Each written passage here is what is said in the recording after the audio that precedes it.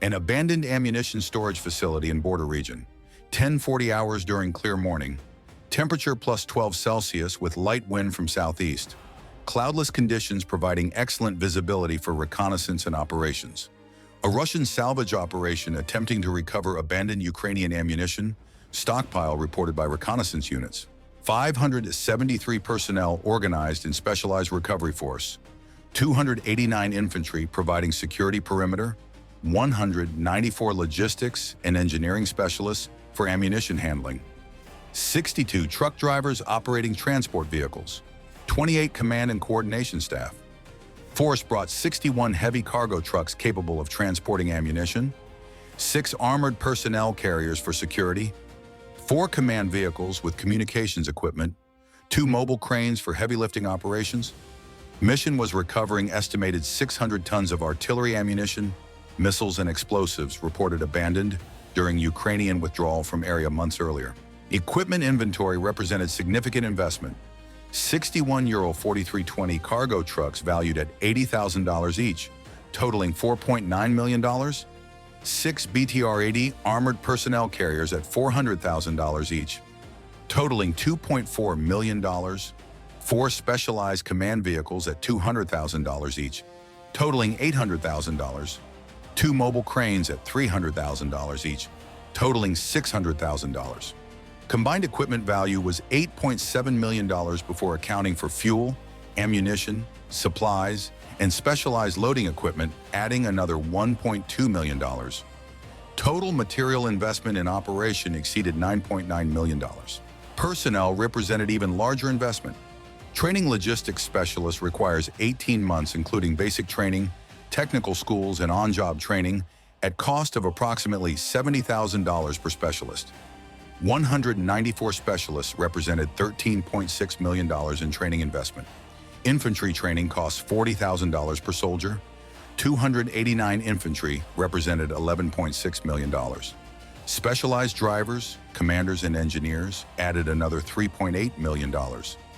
Total personnel training investment exceeded $29 million. Ukrainian intelligence had monitored Russian reconnaissance of facility for 3 weeks. Facility was not abandoned accidentally. It was deliberately prepared as trap using operational deception. Ammunition remaining in facility was mixture of functional ordnance and booby-trapped items with remote detonation systems. Facility structures were undermined with additional explosives, creating conditions for catastrophic chain reaction. Additional personnel were lured by intelligence suggesting larger stockpile than originally reported. Leaked communications indicated 600 tons instead of 400 tons, prompting commitment of larger recovery force. Plan was allowing Russian forces to enter facility, begin loading operations, concentrating maximum personnel and vehicles in confined area, then triggering simultaneous detonation of all explosives. Ukrainian forces estimated destruction would exceed simple facility explosion. Chain reaction through loaded ammunition on trucks would multiply effects, creating secondary detonations continuing for hours. 51 minutes after Russian forces began loading operations, entire facility would detonate, creating explosion equivalent to 340 tons of TNT. Crater 56 meters diameter would replace facility. 508 personnel would be killed instantly from blast overpressure, fragmentation, and thermal effects. 65 would be critically wounded, dying within hours from unsurvivable injuries. All 61 cargo trucks would be destroyed with loaded ammunition, creating secondary explosions. All armored vehicles, command vehicles, and cranes would be total losses. Recovery operation that represented weeks of planning would result in catastrophic loss, exceeding $48 million in combined personnel and equipment value. This happened days ago during period of operational focus on ammunition, shortages making recovery operation appear strategically valuable. Destroyed facility remains as massive crater with debris scattered across 500-meter radius. Strategic implications of operational deception vulnerabilities continue affecting Russian logistics planning. This is what occurred during those 51 minutes when prize became death trap. Operational deception is warfare technique where enemy is deliberately fed false information or presented false opportunities, creating predictable response exploitable for destruction. Ancient military theorist Sun Tzu wrote extensively about deception as supreme art of war. Modern militaries employ sophisticated deception operations using multiple channels to reinforce false narratives, making enemy believe fiction is reality. Ammunition shortages create desperation, making commanders more willing to accept risks for opportunity to acquire supplies. Russian forces facing chronic ammunition shortages from production limitations and supply line interdiction were highly motivated to exploit any discovered stockpiles. This desperation created exploitable vulnerability, where operational judgment was compromised by need. Ukrainian forces had prepared facility as trap over a 6-week period following staged withdrawal from region. Initial withdrawal was genuine. Ukrainian forces evacuated area under pressure, but ammunition facility was deliberately left partially intact with enough visible ordnance to appear valuable target. Reconnaissance was allowed to observe facility multiple times, reinforcing impression it was forgotten stockpile. Preparation involved careful placement of explosives throughout facility. Structural supports were undermined with demolition charges. Underground storage bunkers were filled with additional explosives beyond remaining ammunition. Surface buildings had charges placed in walls and foundations.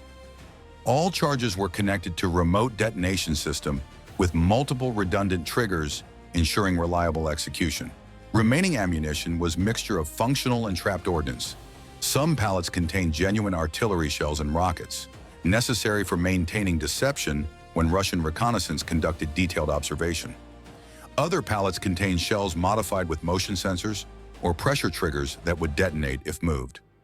Mixture created situation where Russian forces would be handling dangerous items unaware of specific threats.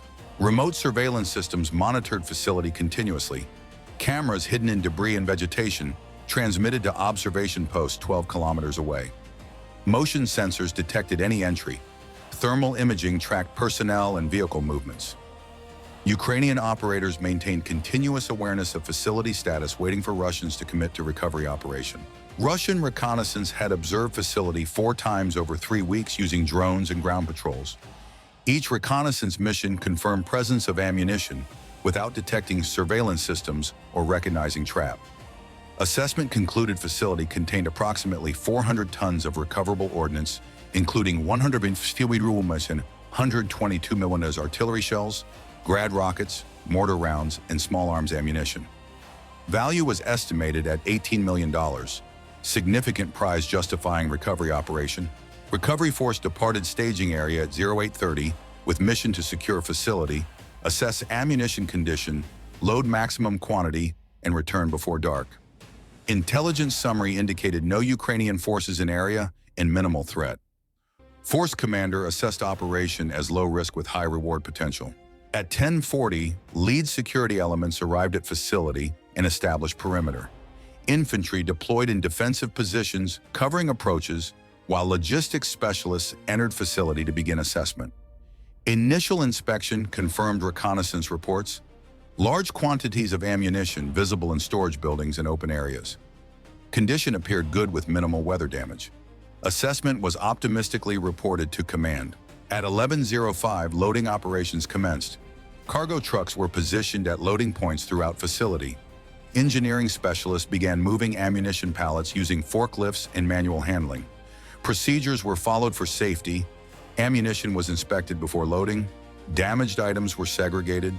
Loads were secured properly. Operations appeared routine and professional. Ukrainian surveillance detected loading operations beginning and transmitted alert to command post. Timing decision was critical. Detonate too early and casualties would be limited. Detonate too late and trucks might depart with recovered ammunition. Optimal timing required maximum personnel and vehicles concentrated in facility, engaged in loading, creating maximum destruction. At 11:27, approximately 300 personnel were inside facility perimeter, actively engaged in loading operations. 38 trucks were positioned at loading points with varying stages of cargo. 2 command vehicles were at facility entrance coordinating operations. Security elements were distributed around perimeter, but majority of force was concentrated in loading areas. Ukrainian command assessed conditions as optimal. Personnel concentration was maximum. Vehicle distribution placed most trucks in blast radius. Loading operations meant personnel were physically handling ammunition, making them vulnerable to sympathetic detonation. Weather conditions with southeast wind would spread debris and fire away from Ukrainian observation posts. Decision was made to execute. At 11:27 and 43 seconds, Ukrainian operator transmitted detonation command. Remote firing system received signal and initiated firing sequence. Multiple redundant detonators activated simultaneously, ensuring comprehensive explosion. Time delay was 3 seconds, allowing electrical signals to propagate through entire system. At 11:27 and 46 seconds, facility exploded. Initial detonation was demolition charges destroying structural supports throughout facility. This lasted 0.03 seconds, creating collapse of all buildings and bunkers. Simultaneously, ammunition pallets detonated, both booby-trapped items and sympathetic detonation of genuine ordnance from shock and heat. Underground bunkers filled with explosives detonated, creating ground shock and heave. Combined explosion was equivalent to approximately 200 tons of TNT. Blast wave propagated outward at 7,000 meters per second, more than 20 times speed of sound. Overpressure at facility center exceeded 500 pounds per square inch, sufficient to pulverize concrete and vaporize organic matter. Everything within 100-meter radius was subjected to unsurvivable conditions. Personnel inside facility experienced instantaneous death. Blast overpressure compressed bodies beyond structural limits. Internal organs ruptured, bones shattered. Flesh was torn from skeletons. Some personnel literally vaporized from thermal effects exceeding 3,000 degrees Celsius at detonation center. Death was instantaneous with no suffering. Nervous systems couldn't transmit pain signals before destruction. Cargo trucks within facility were destroyed completely. Blast wave crushed vehicles like aluminum cans. Fuel tanks detonated, adding petroleum fires to explosive blasts. Loaded ammunition in truck beds detonated, creating secondary explosions. Metal components became shrapnel, traveling at thousands of meters per second, shredding everything in paths. Blast crater formed instantly as underground detonations heaved soil and created void. Crater was 42 meters diameter and 11 meters deep at center. Surrounding terrain was devastated to radius of 200 meters. Trees stripped, vegetation burned, soil churned. Debris field extended to 500 meters with fragments of buildings, vehicles, equipment, and bodies scattered across landscape. Fireball rose 300 meters, creating mushroom cloud visible 30 kilometers away. Thermal radiation ignited secondary fires across debris field. Smoke column reached 1,500 meters altitude before wind dispersed it. Seismic shock was detected by monitoring stations 80 kilometers distant, registering as magnitude 2.7 earthquake. Personnel on facility perimeters survived initial blast, but suffered severe casualties. Blast wave knocked soldiers down and caused internal injuries from overpressure. Fragmentation from exploding trucks and buildings caused wounds. Thermal radiation caused burns on exposed skin. Approximately 90 personnel on perimeter survived initial explosion, but many were critically injured. Command vehicles at facility entrance were partially protected by distance but still damaged. Blast waves shattered windows and damaged electronics. Personnel inside were injured by glass fragments and blast effects. Communications equipment was destroyed, preventing immediate casualty reporting or evacuation requests. Security elements positioned 300 meters from facility suffered casualties from fragmentation.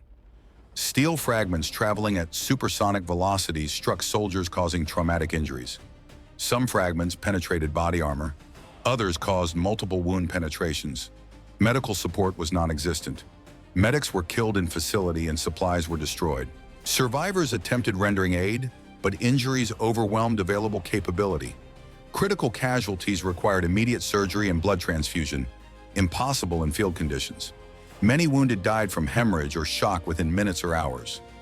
Others suffered from burns requiring specialized treatment, unavailable. Survival rates for seriously injured were extremely low. Casualties attempting to evacuate on foot faced 4-kilometer trek to nearest friendly position. Wounded soldiers couldn't walk and couldn't be carried. Survivors lacked physical capacity to transport casualties over distance. Agonizing decisions were made to abandon critically wounded who couldn't move. Some wounded were left with water and weapons to defend themselves, knowing they would die before rescue arrived. Ukrainian forces monitoring explosion confirmed successful detonation through visual observation and seismic detection. Reconnaissance drones were launched to assess damage and document results. Thermal imaging showed massive heat signature from fires. Optical imagery showed crater and devastation. No organized Russian response was observed, suggesting command structure was destroyed. Final casualty assessment required days because facility destruction was so complete. 508 confirmed dead from blast effects, fragmentation, burns, and crushing injuries. Many bodies were never recovered, vaporized by thermal effects or buried in crater collapse. Identification was impossible for many remains due to fragmentation and burning. 65 critically wounded died within 24 hours from injuries. Hemorrhagic shock, internal organ damage, severe burns, and traumatic amputations caused deaths. Surviving medical personnel lacked equipment or supplies for treatment. Evacuation to hospitals took too long for critical casualties. Survival required immediate advanced medical care that was unavailable. Economic analysis revealed catastrophic financial losses beyond immediate casualties. All 61 cargo trucks were destroyed completely, representing $4.9 million in direct equipment loss. However, replacement cost exceeded purchase price. Each truck required 6 weeks delivery time from factory, installation of military modifications, testing, and delivery to unit. Replacement process would take minimum 4 months, consuming production capacity needed for other requirements. Opportunity cost of replacing destroyed trucks exceeded $8 million, accounting for delayed deliveries to other units. 6 BTR-80 armored personnel carriers worth $2.4 million were total losses. But BTR-80 production had ceased in 2013. Replacement required either drawing from reserve stocks or purchasing more expensive BTR-82A variant, costing $600,000 each. Reserve stocks were limited and allocated for priority units. Purchasing replacements would cost $3.6 million, 50% increase over destroyed vehicle value. Additionally, each BTR required crew of 3 trained personnel. Losing 6 vehicles meant losing 18 trained crew members, representing additional training costs. 4 command vehicles worth $800,000 were destroyed, along with all communications equipment inside. Equipment included encrypted radios, satellite communication systems, computer networks, and electronic warfare gear, valued at additional $300,000 per vehicle. Total communications equipment loss exceeded $2.3 million. Replacement required not just purchasing new equipment, but reconfiguring networks and retraining operators. Process requiring 3 months minimum. Operational capability gap during replacement period created additional indirect costs. 2 mobile cranes worth $600,000 were total losses. Specialized ammunition handling cranes are produced in limited quantities with 12-month delivery times. Replacement was impossible in short-term, requiring units to operate without crane capability or borrow from other units, creating cascading shortages. Opportunity cost exceeded crane value significantly. Personnel losses represented even larger economic catastrophe. 573 personnel killed or died from wounds represented $29 million in training investment completely wasted. Replacement required recruiting new personnel, conducting basic training, specialist training, and unit integration. Minimum 18-month process costing same amount again. But replacement wasn't simple substitution. Experienced specialists were killed, requiring new personnel to gain experience through time and practice. Productivity gap between experienced and new personnel meant units would operate at reduced effectiveness for years. Specialist casualties were particularly costly. 194 logistics and engineering specialists represented rare skills requiring extensive training. Russian military had chronic shortages of qualified logistics specialists, making losses impossible to replace quickly. Some specialties required 2 years training. Losing experienced specialists meant capability gap extending beyond immediate war. Training costs aside, lost institutional knowledge and experience were irreplaceable. Command and coordination staff casualties eliminated leadership cadre. 28 officers and senior sergeants killed represented decades of combined military experience. Training replacement officers required 4 years minimum at military academies, plus additional years gaining experience. Senior sergeants required 15 to 20 years developing expertise. These losses created leadership vacuum affecting multiple units as experienced personnel were reassigned to fill gaps. Indirect costs multiplied direct losses. Medical treatment for 65 wounded who later died consumed resources producing no benefit. Medicines, surgeries, hospital beds, medical personnel time all wasted on ultimately fatal cases. Casualty notification, body recovery, identification, burial and death benefits, administration consumed personnel time and financial resources. Psychological counseling for survivors and affected units required ongoing investment. Operational impact costs exceeded direct financial losses. Recovery mission failure meant ammunition shortages continued at frontline units. Artillery batteries rationed ammunition, reducing fire support effectiveness. Infantry units conserved mortar rounds affecting tactical capabilities. Reduced ammunition availability degraded combat effectiveness across entire operational area, creating vulnerability exploited by Ukrainian forces in subsequent operations. Strategic opportunity costs were hardest to quantify, but potentially largest. Resources invested in failed recovery operation couldn't be invested elsewhere. Personnel killed couldn't participate in other missions. Equipment destroyed wasn't available for actual combat operations. Planning time consumed on operation was wasted. Intelligence assets focused on confirming facility details weren't focused on actual threats. Comparative analysis showed catastrophic cost-benefit ratio. Ukrainian investment in trap preparation was minimal. Explosives cost approximately $200,000, surveillance equipment another $100,000, planning and preparation time for dozen personnel over 6 weeks roughly $50,000. Total Ukrainian investment was approximately $350,000. Destruction achieved exceeded $48 million in direct Russian losses plus uncalculable indirect costs. Return on investment ratio exceeded 100 to 1. Every dollar Ukraine invested destroyed $100 of Russian capability. Psychological and morale costs compounded financial losses. Units throughout region learned of disaster, creating widespread fear of similar traps. Soldiers became reluctant to participate in recovery operations, regardless of apparent opportunity. Trust in intelligence assessments decreased as personnel questioned how such obvious trap wasn't detected. Leadership credibility suffered as commanders, who approved operation faced criticism. Morale degradation affected combat effectiveness as much as material losses. All 61 cargo trucks destroyed. All 6 armored personnel carriers destroyed. All 4 command vehicles destroyed. All 2 mobile cranes destroyed. 508 personnel dead immediately. 65 died from wounds. Total financial loss exceeded $48 million in direct costs, with indirect costs potentially doubling that figure. Operation intended to acquire ammunition worth approximately $18 million, instead consumed resources exceeding $100 million, accounting for all direct, indirect, and opportunity costs. Strategic consequences rippled through Russian logistics planning. Ammunition shortages continued without relief from recovered supplies.